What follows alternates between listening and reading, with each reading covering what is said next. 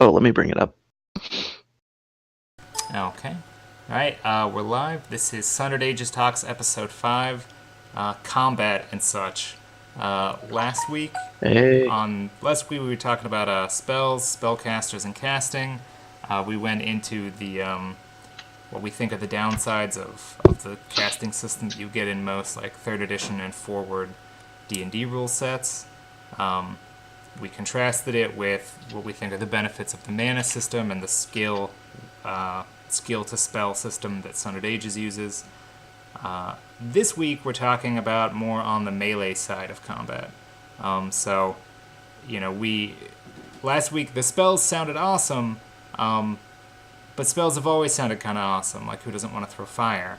But the big question for melee for martial characters is: are they balanced? How well are they balanced? And are they fun? So we're going to talk about some of the stuff involving combat mechanics this week. Today, episode 5 on the standard systems. Thursday we'll follow up with the way that Sundered Ages handles it. Nice. Yeah, so let's start today with a little anecdote, because this happened, I think the first game I played with you, we had a ranger in it. This may have been the second game, actually, because I don't know if Paul was in it, but someone played a ranger, Pathfinder game. They played the ranger. We had a wizard with haste or something like that. And if anybody's familiar, rangers, two-handed rangers, dual wielding rangers had a plethora of attacks, right? That was kind of the thing that they did. And I thought it was so cool. Because one, the guy who did it had been playing D&D for a while, so he knew how to do it right. But it was awesome. And especially with haste, you could have 7 attacks or something absurd? 4 plus 3? You could have 9 attacks. 9 attacks. 4 plus 3 plus 2.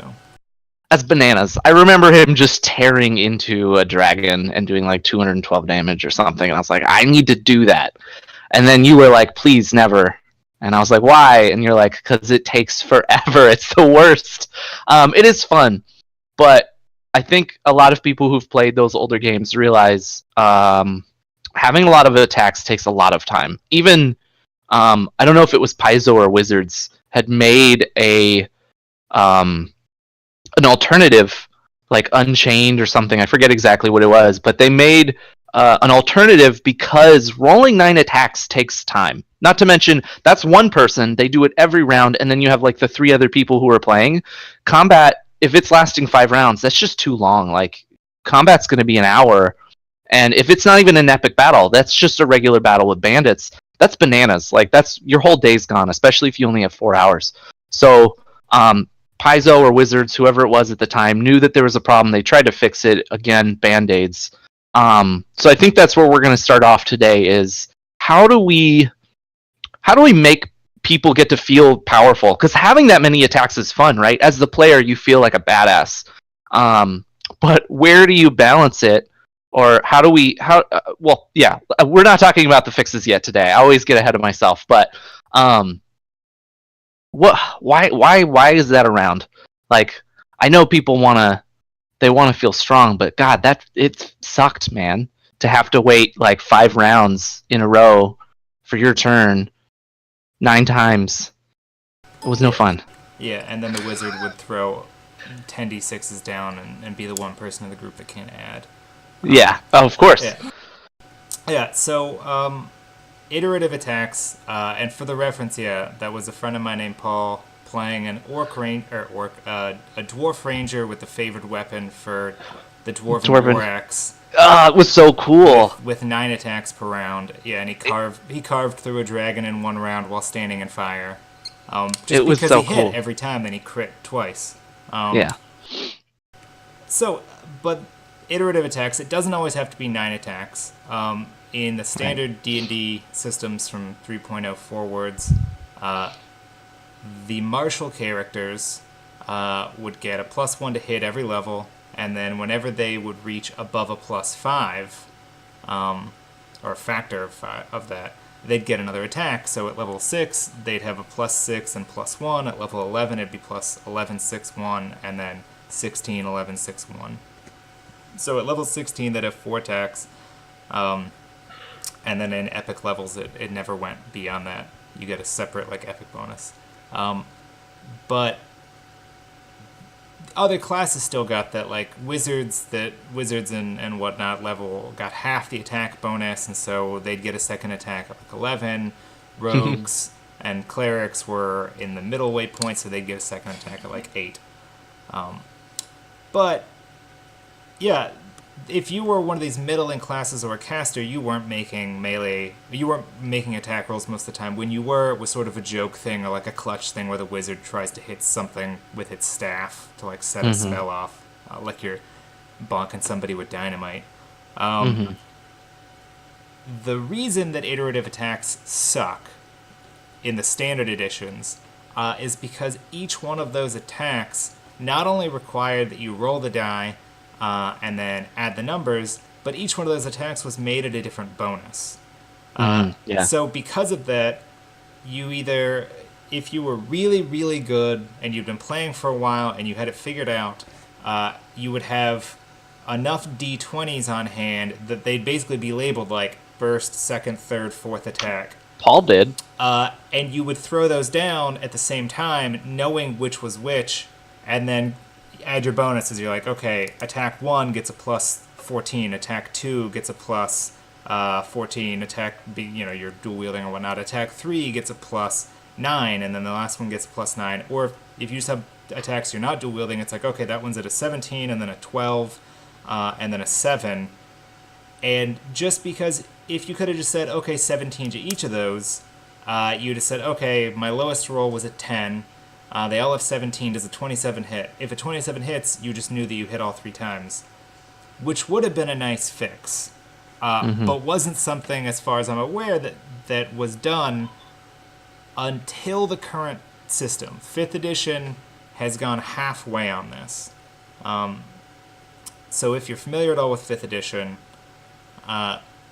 they got rid of iterative attacks as a guaranteed thing when they introduced the proficiency system, which starts at like a plus 2 and ends at a plus 6, which it seems like they lowered the ceiling a little bit and killed some of the variation with that. But depending on your class, you just get extra attacks. Iterative was too complicated of a word. You get an extra attack. Only the class fighter gets more than one extra attack, even if you're the most martial ranger or barbarian or paladin or monk, on the material plane, you only ever get those 2 attacks. Which means you can't play, like, you could be that grizzled, paladin, that crusader, but you are never going to be anywhere near as good at melee combat as the fighter. Which you might say, okay, he should be better, but should he be 200% better? Right? Because in the current system, at level 20, a paladin's got 2 attacks, and a fighter's got 4. At level 5, they both have 2 attacks, but from that point on, the gap widens and it just gets wider and wider and wider. A paladin, you might say, okay, they get spells, there's some things. But a barbarian, also, 2 attacks, that's it, that's all they ever get. It just doesn't make sense to me. Like, why? You're saying that the fighter over there using like the full blade or the great sword or something is somehow swinging the weapon 4 times in 6 seconds, which is the generally sort of agreed upon. That's how long a turn is. But a rogue or a paladin or a dexterous ranger or something couldn't swing like a long sword that many times in the same amount of time. The fighter is just supernaturally fast and no one else can match that speed. It just doesn't make sense. Like, it immediately messes with my suspension of disbelief, which might sound weird coming from a DM, but like, the mechanics have to make sense to me for me to want to play with them, and when they don't make sense, that's when you end up doing homebrew rules, right? Yeah. Which I think for a lot of people was standard in one way or another. We homebrewed iterative attacks because of these problems back when we used to use Pathfinder. We lowered the overall bonus that martial classes got, but when they got an iterative attack, those attacks were all made at the same bonus.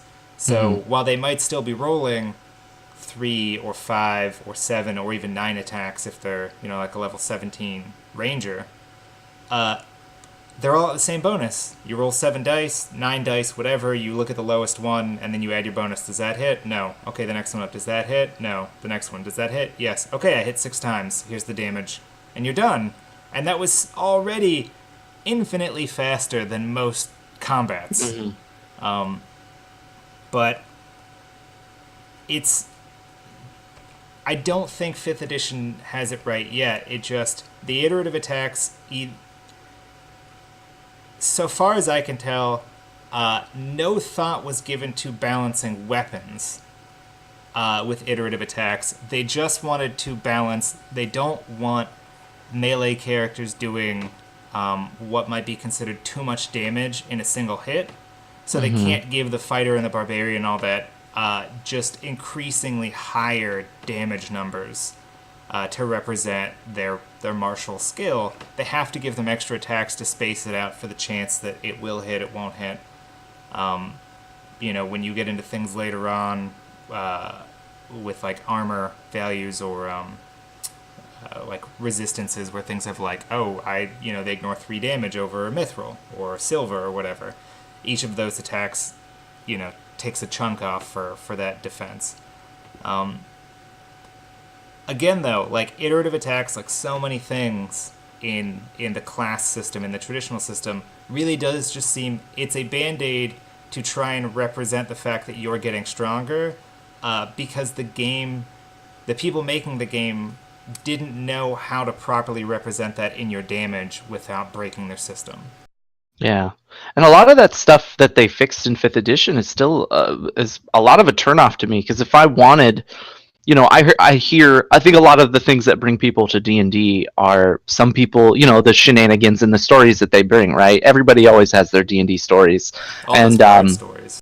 Yeah, all those bard stories. But like the one I just told of Paul, if I told that to someone who was already thinking about it and they wanted to play and they joined a group with 5th edition and then they just realized that that's not really a thing that they can do. And not only is it not, but let's say they could only do it as one class. They have to do this thing. Nobody else can do it.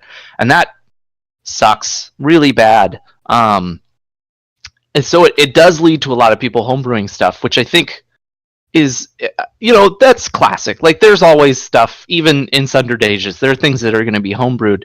But when it's things that are every, a staple of the game, combat itself, that is, that's seeming to be a problem. I also wanted to briefly talk about... What if I can have one thing real quick? Oh yeah, go for it. Something that I see regularly browsing through the D&D subreddits is people tell these stories, right? They tell these like amazing stories. Some of them seem more like memes. Some of them seem like epic. Like this sort of thing happened to me and my party. I can imagine it happening. And they're so cool. And then you get people that are newer to D&D that are on the subreddit, and they read it and they're like, "Oh man, that's amazing.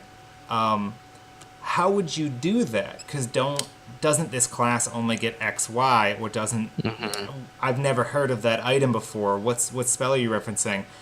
And 9 times out of 10, the response, down in the comments is like, "Oh, this is back when my group was playing 3.5. This is back when we were doing Pathfinder. You can't... It's not possible to do this anymore. Like, this sort of story just doesn't happen." That's not to say there aren't people running fantastically well-done stories in 5th edition. There are people that knew what they were doing and probably wrote and ran the greatest of stories in 4th edition despite the system being bad. But the mechanics just don't allow for some of that same, some people might even like BS on, like just the amazing story that you never forget about. Yeah, you can only exaggerate it so much when your abilities are limited, I guess, from the get-go. So yeah, I wanted to briefly talk about crits too, because we're talking about iterative attacks, and of course that comes up. The more you attack, the more chances you have to roll a 20. And I know this might not be something that comes up on Thursday, but I did want to bring it up because Sundered Ages does do crits quite differently than the way it was in Pathfinder and the way it is in 5th edition. And we're talking about, not only band-aids, but homebrewed rules. And I feel like crits themselves kind of were homebrewed along with the iterative attacks. I found a lot of people, when I was also sort of doing my research, iterative attacks and crits were two of the most commonly homebrewed rules because I think one of the things I was reading was for crits specifically, you roll your 20, you have your great sword 2d6 plus 8, whatever, you're your fighter or barbarian, but then you roll snake eyes and it's like, god damn it, like that sucked. That's always happened, and sometimes people would homebrew things. They would homebrew things in either system. It doesn't really matter what system you played. They'd always be like, "Oh, we're just going to give you max damage, or we're going to give you max on the first one, or whatever it is." Which I think was actually the max damage was the standard in 4th edition. Yeah, it was because everything was flavor text and it didn't matter anyway. So you just did, if you did 1d6 plus 4, you just did 10, which was nice sometimes because it was just like, I do 10 damage, and it's like, hey, next person's turn. Like everybody keep going. It did save time. I'll commend 4th edition for doing one thing right. It got it. It did it quick. It just didn't make crits feel. It didn't feel great though. Yeah. But that's the point I was getting at, is crits feeling exciting too, because part of the fun with iterative attacks too is just being able to unleash all holy hell on something. Do you feel like through the editions, let's take 4th out of it, let's just say Pathfinder and 5th, because I think they're more relatable to a lot of people anyways. I think we'd all like to pretend 4th didn't happen. Yeah. Do you feel like there are still a lot of improvements from where crits are, where we don't necessarily, where there may be a world in which people don't need to homebrew it at all? Of course, there's always going to be people who want to play it the way they want to play it. Don't get me wrong, but do you think 5th even improved on 3rd editions? And that being, I'm pretty sure 5th was, if I pull it up right now, it was, you double the dice you usually roll for the damage of the attack. So if you roll a 1d6, you just roll a 2d6. It's effectively the same thing as 3.5 Pathfinder and 3.0, but you could get a worse result. Because you could get a worse, yeah. In 3X and Pathfinder, if you crit with your greatsword, maybe it varied depending on what group you're playing in, but in every game I'd ever played, you'd roll your 2d6, let's say you get a 9, and you'd add your bonus, and then you would just double that. And then but for 5th edition, it's you roll 4d6, which means it's just more the more dice you roll, the more likely you are to bend towards the middle, right? Probability on that. Yeah, Which is how the whole D20 system works, is likelihood, probability. I still think it's not doing it well enough, and I think the problem, and part of the reason why I believe this is I actually started doing the exact same thing in Sundered Ages when it first was a system, is that critical hits doing extra damage feels cool. But if you're fighting something and a critical hit, you do your crit, you roll, ones, or even if you roll high, right? And the DM goes like, yeah, you did 18 damage, and you're like, oh, like does the monster like recoil? Does the knight is he dead? And then the DM is like, no, like he's still got. He's still got health, and it's like, oh, that's fantastic. You cleaved off a scale. You're fighting a dragon. You're like, what did I? And it's like you took care of his hangnail, man. He's actually combat's done. That was what was upsetting him so much. No, but I think it's okay for critical hits to do extra damage, but it needs to be more. And 3X and Pathfinder and 4th edition, 5th edition, none of them have done it the way that we have for Sundered Ages. I think a critical hit should fundamentally do something that a regular hit does not. And the example that I would point to prove that people actually want this type of system more than what they currently have with 5th edition and the such, would be Vorpal Weapons, which has always been like up there in like the top 3 coolest coolest enchantments. Because what does a Vorpal Weapon do? It gives you a killer crit, right? Yep. You crit something and you tear its cut head its head off. Yeah, boy. It's not the Vorpal Weapon is not when you crit, deal 30 extra damage, plus flavor text. No, the Vorpal Weapon was when you crit, that crit meant something. It wasn't just damage. Likewise, if you crit something with a Vorpal Weapon and it didn't need its head to live, you still took the head off, it just didn't kill the creature. Like if you killed some sort of undead that didn't require a head to function, you look cool, right? Like you charge at the zombie or the whatever sort of like zombie tyrant or whatnot. You take its head clean off, you get this cool like action scene, but it didn't kill the creature. You didn't have to do insane damage or insane. You didn't have to do any extra damage really for the Vorpal effect to seem like the coolest possible side effect for rolling a 20. And that's how every crit should feel like that. Not every crit being a decapitation, an unnecking, as Sandre would put it. Sandre, yeah. But every crit should feel like you accomplished something, like you really did land that attack that the person on the other end was not expecting, was not ready for, didn't properly defend themselves against.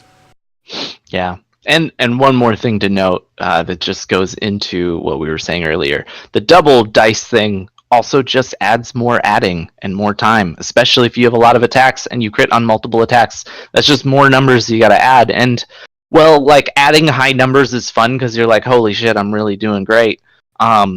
It's a drag for everybody else. And it's a team game after all. So, that's a thing that also was thought about. And I think the last thing we already sort of talked about it was simple weapons versus martial weapons. You brought it up briefly, but one thing that was always goofy was like, a bastard sword is a martial weapon, but like a long sword and a dagger. Well, okay, a bastard sword is a martial weapon and it isn't. Because it had that special ruling where you had to have exotic training to wield it in one hand, but anyone could use it in two as a martial. Which, look, what? if okay, so everybody got simple weapons. Every martial class got martial weapon proficiency.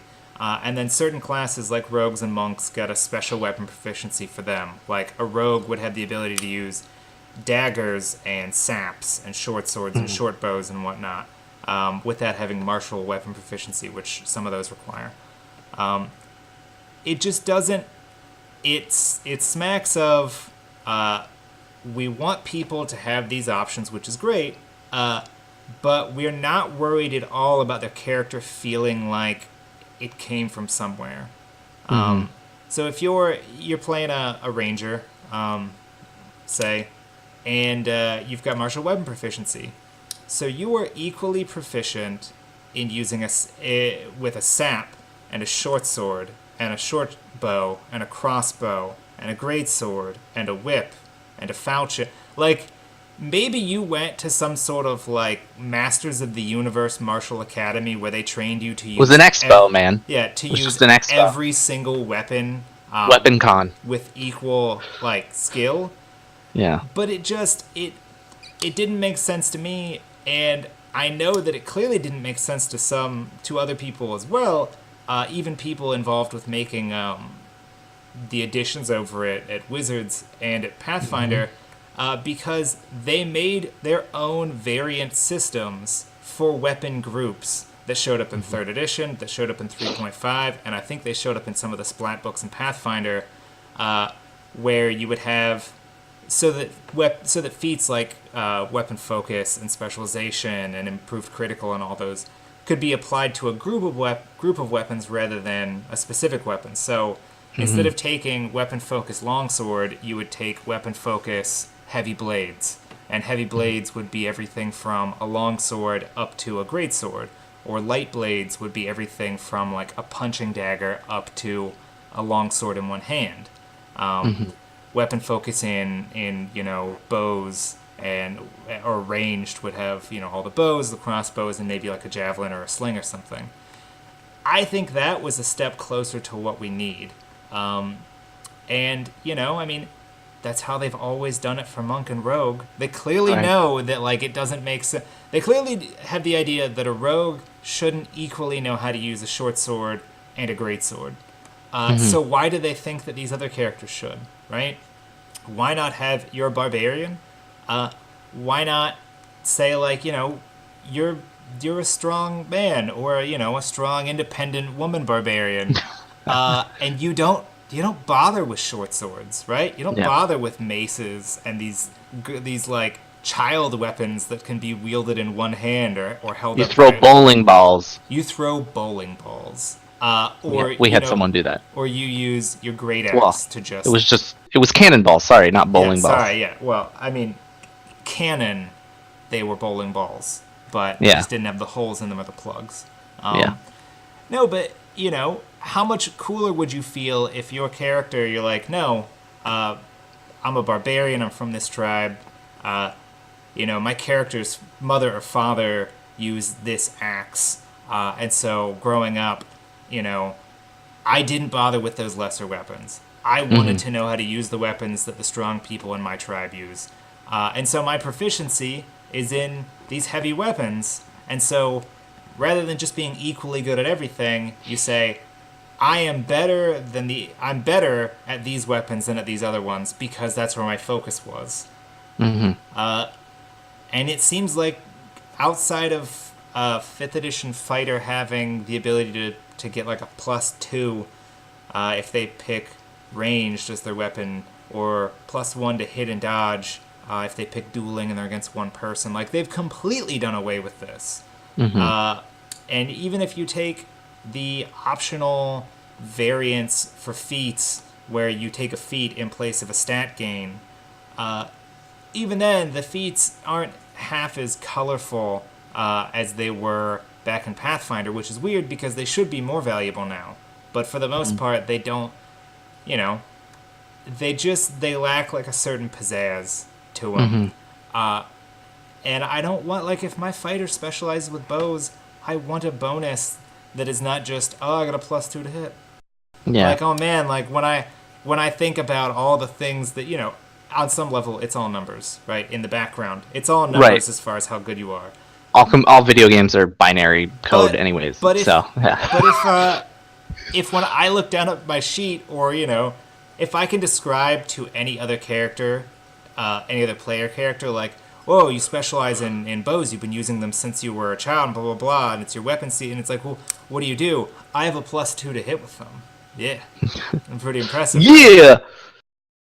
It just doesn't feel right. It feels like they know that they should be going in that direction, but because they tuned all the numbers down for attack and damage and all that in 5th edition, you get this minimal bonus, and the rest is just flavor text. And I feel like the flavor text should be the way you describe your character, not the way that the book tells you that the character should be. Yeah. And the good news is that you didn't do that, so you improved on it. And that's something we'll talk about next time. On Thursday. Man, we talked about a lot. This was a good one.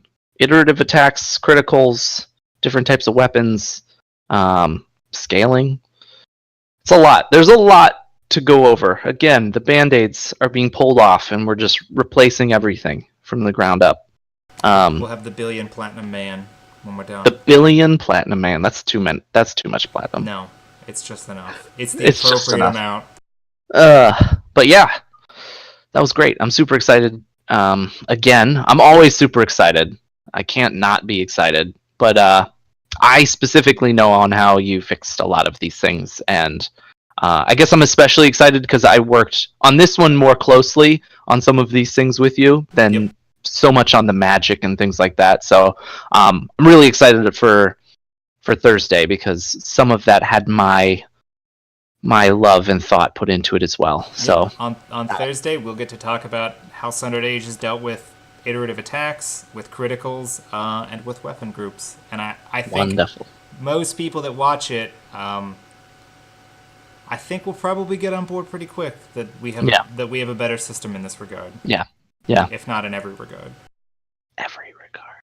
All right, guys. All right, well, that's it for tonight. We'll see you guys on Thursday. See you guys on Thursday.